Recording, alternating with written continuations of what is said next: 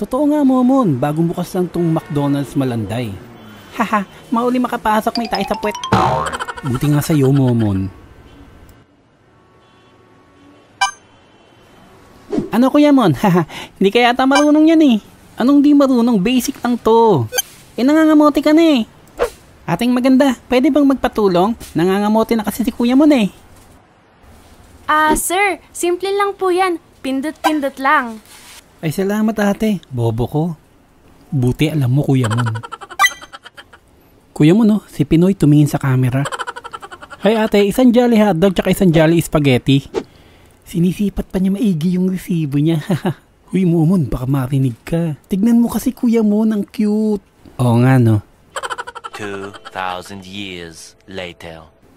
Ayos, okay na yung order kong kwek-kwek. Uli ka na Momon. Mukhang nabudol tayo ng McDo. Yung french fries, parang galing sa potato corner. Okay lang yan, Kuya Mon. Eh malay mo, mabuto na mas marami kaysa dun sa Jollibee Moment. Sa bagay, tama ka. Hindi ka, uwi na tayo. Okay, Kuya Mon, mahuli, may tayo sa puwet. Ang Pasko ay sumapit. Hoy, January na!